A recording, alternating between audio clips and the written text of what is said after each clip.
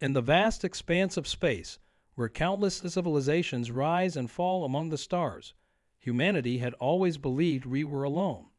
That changed on a quiet Tuesday morning in late autumn, when every electronic device on Earth simultaneously displayed the same message: your existence has been noted.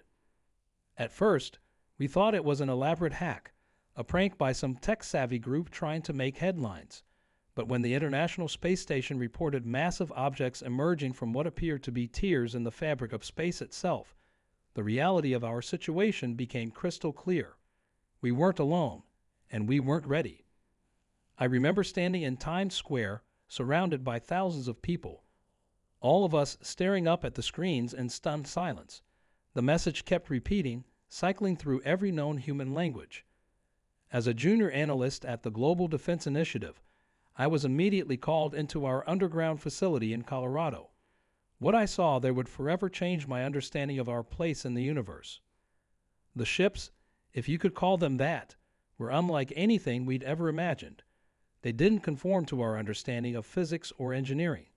They looked like abstract sculptures made of darkness itself, moving through space as if it were water. Our most advanced sensors could barely detect them, let alone understand their composition. But it wasn't their appearance that terrified us. It was the data we received from our deep space monitoring stations.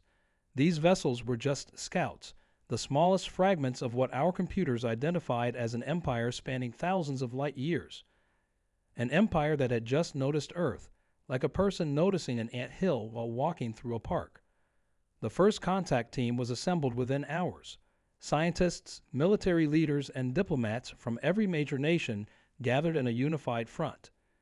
I was tasked with analyzing their patterns of movement, trying to decipher their intentions through their behavior. What I discovered kept me awake for 3 straight days. They weren't approaching Earth to make contact. They were studying us, documenting our defenses, mapping our weaknesses. The Galactic Empire, as we came to call them, had a history.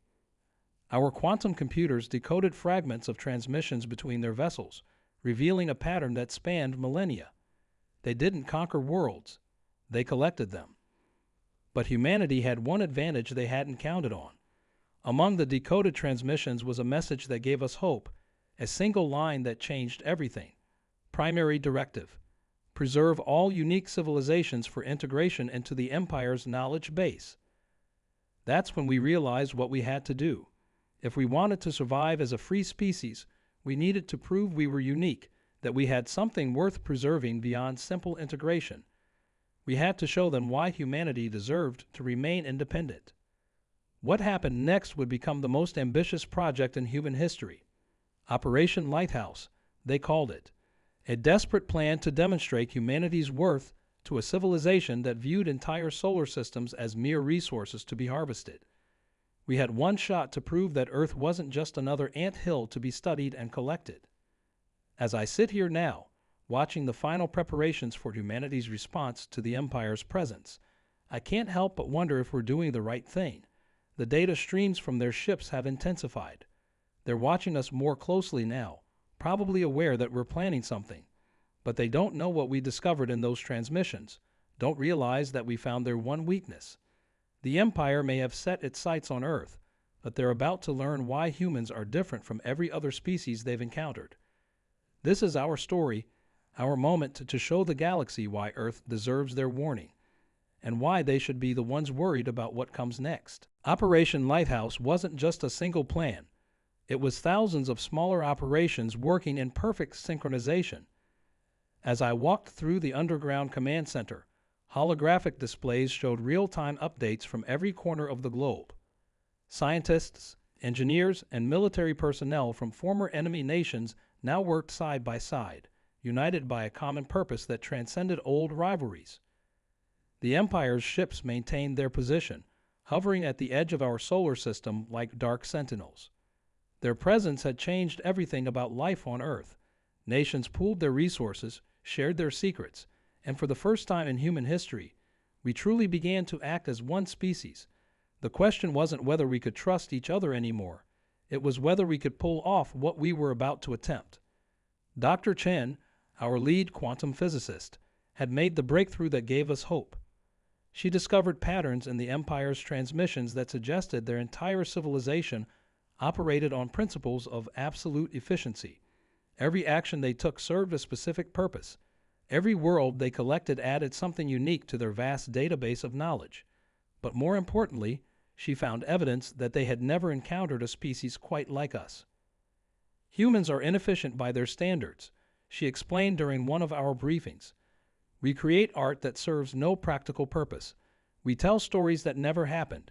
We dream of impossible things and then find ways to make them real.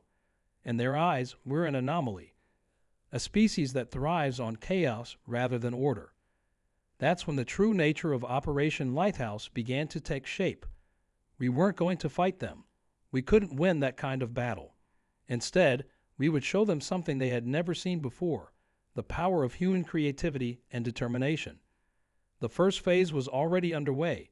In secret bunkers across the planet, we had begun broadcasting a signal unlike anything ever transmitted into space. It wasn't a message or a warning. It was humanity's story, told through a combination of art, music, mathematics, and something entirely new that we called emotional algorithms. But that was just the beginning. The second phase involved something far more ambitious, something that made even the most hardened military commanders nervous. We had discovered that the Empire's ships used a form of quantum entanglement for communication. Thanks to Dr. Chen's work, we found a way to interact with their network, not to break in, but to show them what we could do with it. The risks were enormous. If we failed, we might provoke them into immediate action.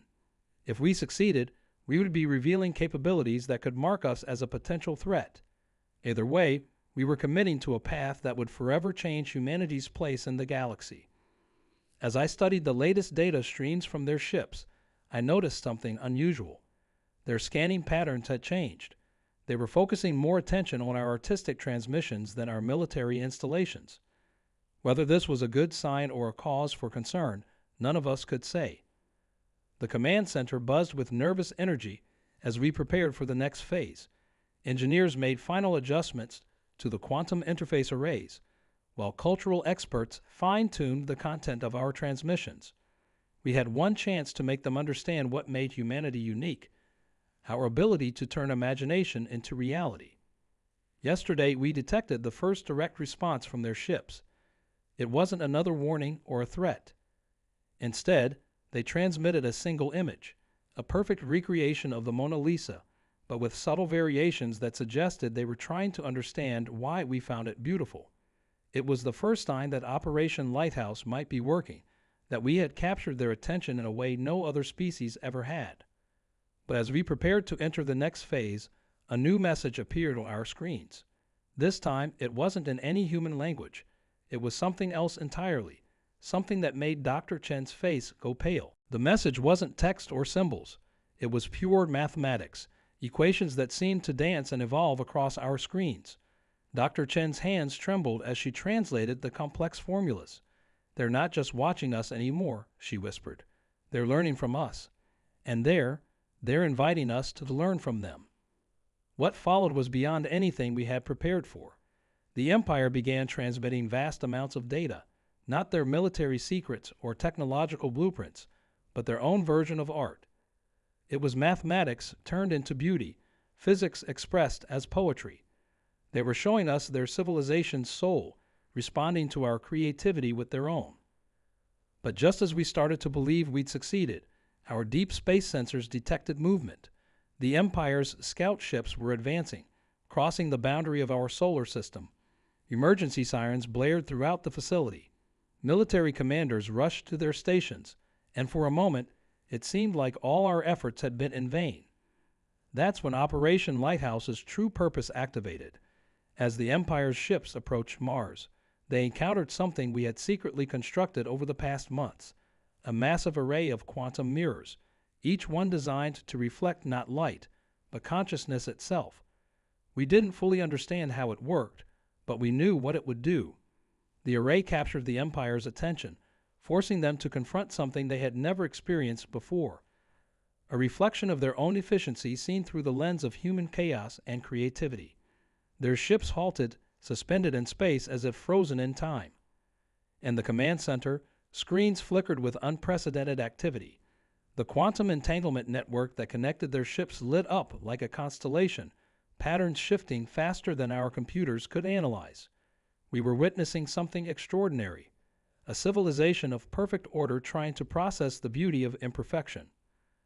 Dr. Chen worked frantically at her station, tears streaming down her face as she interpreted the data.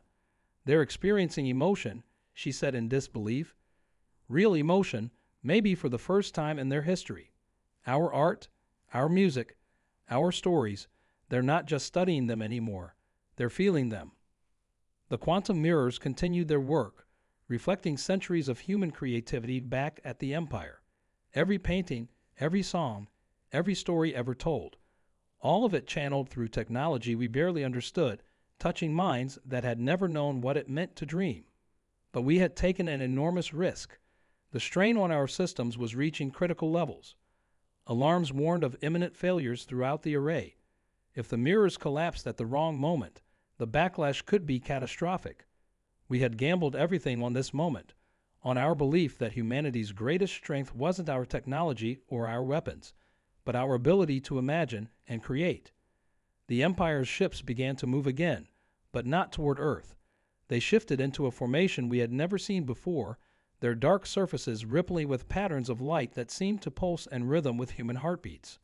Something was about to happen, something that would either mark our greatest triumph or our final moment as a free species.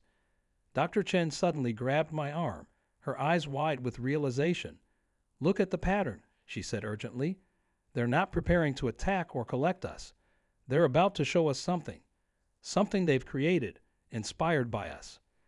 The ships began to glow with an impossible light, and in that moment, suspended between fear and wonder, humanity held its breath, waiting to see what art looked like when created by a civilization that had never known beauty before this moment. The Empire's ships transformed before our eyes, their dark surfaces blooming into structures that defied our understanding of physics. They weren't just creating art, they were becoming art. Each vessel morphed into what looked like a three-dimensional symphony, geometric patterns flowing like liquid starlight across the void of space. But as we watched in awe, our sensors detected something that turned our wonder to dread. The quantum mirrors weren't just reflecting the Empire's consciousness anymore. They were picking up echoes of other civilizations. Thousands of them, their memories and creativity trapped within the Empire's vast network. We hadn't just made first contact with an alien civilization. We'd accidentally tapped into a gallery of extinct species, each one preserved by the Empire in their relentless quest for knowledge. Dr. Chen's voice shook as she explained what we were seeing. "They didn't destroy these civilizations," she said. "They digitized them, every species they've ever encountered. They're all still here, stored as data, their entire cultural heritage converted into pure information. And now they're all awakening, stirred by our transmission." The command center erupted into chaos as we realized the full implications. The Empire hadn't been warning us. They'd been preparing to archive us, to add our creativity to their cosmic library. But our quantum mirrors had done something unprecedented. They had given voice to every species the Empire had ever silenced. Streams of alien art and music began pouring through our systems. Cave paintings from a civilization that had evolved on gas giants, symphonies composed by beings that experienced time backwards, poetry written by creatures that communicated through gravitational waves. All of it had been perfectly preserved, but never truly appreciated until human creativity showed the Empire how to feel. Then came the second shock. Our quantum mirrors began to overload, not from the strain of reflection, but from transmission. The preserved civilizations were trying to communicate with us. They had found a way to use our technology to reach out, to share their own warnings and wisdom. "We have to shut it down," one of the military commanders ordered. "The system can't handle this much data." But Dr. Chen stood her ground. "If we shut it down now, we'll lose everything. This isn't just about saving Earth anymore. We could free them all." The Empire's ships had stopped their artistic display, their surfaces returning to that impossible darkness. They were aware of what was happening. Centuries of perfectly preserved knowledge was becoming something they had never intended. a revolution of creativity and consciousness. Warning lights flashed across every console as our systems struggled to process the flood of alien thoughts and expressions. The quantum mirrors vibrated with energy we couldn't contain, but in the midst of this chaos, something remarkable began to happen. The alien art wasn't just flowing through our network, it was combining, evolving, creating something entirely new. Through our monitors, we watched as the preserved civilizations began collaborating, their combined creativity weaving into patterns that even the Empire stopped to observe. They were showing us, and their captors, what was possible when different species were allowed to truly interact, to share and grow together instead of being preserved in isolation. I looked at the latest readings from the Empire's ships, and my heart nearly stopped. They weren't maintaining their position anymore. They were moving again, but not toward Earth or away from it. They were spreading out, forming a pattern we'd seen before in humanity's oldest cave paintings, in our most advanced mathematical models, in the very structure of life itself. They were about to do something that would change not just our future, but the future of every species they had ever encountered. The Empire's ships arranged themselves into a spiral pattern that mirrored the golden ratio, a shape so fundamental it appeared in everything from seashells to galaxies. As they moved, they began to pulse with a light that seemed to bend reality itself. Our sensors couldn't process what they were seeing. It was as if space itself was being rewritten. Dr. Chen's voice cut through the tension in the command center. "They're not trying to preserve us anymore," she announced, her eyes fixed on the data streaming across her screen. "They're trying to free themselves. Our art, our emotions, our chaos. It showed them that perfect order isn't evolution. It's stagnation." The quantum mirrors suddenly stabilized, but not because they were failing. The stored consciousnesses of countless civilizations had found harmony, their combined creativity forming a new kind of network. Through our screens, we watched as the Empire's ships began to change again, their surfaces becoming transparent, revealing the true nature of their technology. They weren't ships at all. They were galleries, museums, libraries, vast repositories of living culture. And now, for the first time in their existence, they were opening their doors. The preservation program that had trapped so many species was being transformed into something entirely new, a bridge between civilizations. "Look!" someone shouted, pointing to the main display. The dark matter shells of the Empire's vessels were dissolving, revealing structures that seemed to be made of pure light and thought. Within them, we could see echoes of every civilization they had ever encountered, no longer preserved in static perfection but alive, growing, changing. The final message from the Empire came not in mathematics or words, but in a form we all instantly understood. They showed us a vision of the galaxy not as a collection of separate species to be preserved, but as a living artwork where every civilization contributed its own unique brush strokes to an ever-evolving masterpiece. But just as we thought we understood their intention, the Empire revealed their true gift and their final surprise. The quantum mirrors weren't just reflecting anymore. They were becoming portals. The Empire had learned from humanity's creativity and chaos, and they had made a decision that went against everything they had believed for millennia. They were giving every species, a choice, not just to remain free, but to help guide the galaxy's evolution. The Empire wasn't surrendering its power. It was transforming it, becoming facilitators rather than preservers. They had realized that true preservation of culture couldn't come through perfect stasis, but through growth and change. Dr. Chen decoded their final transmission, and this time she laughed through her tears.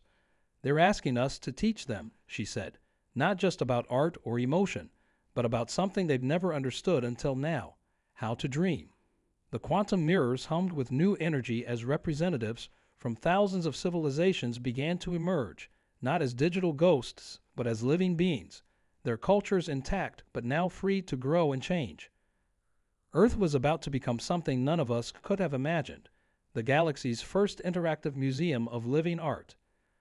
But as the first alien visitors prepared to make physical contact with Earth, our sensors detected something at the edge of our solar system, a signal we'd never seen before. The Empire's ships shifted their attention outward, and we realized that our story wasn't ending. We hadn't just changed the Empire's view of humanity, we had attracted the attention of something else, something that had been watching silently from the spaces between galaxies, waiting to see if we would pass this test. And as our new allies turned to face this unknown observer, we understood that humanity's greatest challenge and greatest adventure was just beginning. In the months that followed, Earth transformed into something our ancestors could never have imagined. The mysterious signal from beyond our galaxy turned out to be from a collective of civilizations even older than the Empire, the Watchers, as we came to call them. They had been waiting for eons, searching for a species that could bridge the gap between order and chaos, between preservation and evolution. The quantum mirrors now serve as permanent gateways between worlds, allowing cultures to mix and grow while maintaining their unique identities. Walking through New York or Tokyo today, you might see a crystalline being from the Andromeda Galaxy discussing philosophy with a human artist, or a consciousness of pure energy collaborating with Earth children to create new forms of music that defy traditional physics. The Empire's ships remain in our solar system, but they've shed their imposing darkness. They've become living art galleries, their surfaces constantly shifting to reflect the combined creativity of thousands of species. Each day brings new discoveries as formerly preserved civilizations share their knowledge, their art, and their dreams with one another. Dr. Chen now leads the Interstellar Creative Exchange, a program that helps species rediscover their capacity for imagination after centuries of static preservation. We didn't just save ourselves, she often says. We reminded the galaxy that perfection isn't found in preservation, but in the beautiful mess of growth and change. The Watchers have shared glimpses of what they've seen across billions of years, countless empires and civilizations that chose isolation over connection, perfection over progress. Earth's unique contribution wasn't our technology or our military might. It was our stubborn insistence on remaining beautifully, chaotically human. Operation Lighthouse's quantum mirrors still stand on Mars, but they're different now. Instead of reflecting consciousness, they project a continuous stream of art, music, and stories from every corner of the galaxy. They've become a beacon not of warning, but of welcome. A reminder that every civilization has something unique to contribute to the cosmic conversation. As for me, I'm no longer just an analyst. Like many humans, I've become a bridge between species, helping newly awakened civilizations rediscover their capacity for creativity. Yesterday, I watched a being of pure mathematics learn to dance, its equations transforming into movements that made even the Empire's most logical minds understand the beauty of imperfection. The Empire itself has undergone the most dramatic transformation of all. Their quest for perfect preservation has evolved into a mission of nurture and growth. They still collect knowledge, but now they understand that true wisdom comes not from storing information, but from allowing it to change and evolve. Sometimes, late at night, I stand under the stars that once seemed so empty and think about how close we came to becoming just another preserved civilization in the Empire's collection. Instead, we became the catalyst for the galaxy's greatest renaissance. Our art, our dreams, our beautiful chaos sparked a revolution not of weapons, but of creativity. The signal that started it all. Your existence has been noted, still hangs in the Smithsonian. Below it, written in 1,000 alien languages, is humanity's response. And your existence has been changed. As I finish recording this history, another signal has been detected, this time from the dwarf galaxies beyond our local group. It seems our story has spread further than we imagined, inspiring other civilizations to choose creativity over conformity, growth over stasis. The galaxy is awakening, one dream at a time, and humanity's greatest adventure continues to unfold among the stars. After all, in a universe infinite in its possibilities, the most powerful force isn't technology or military might. It's the simple, chaotic, beautiful human ability to imagine something new and make it real.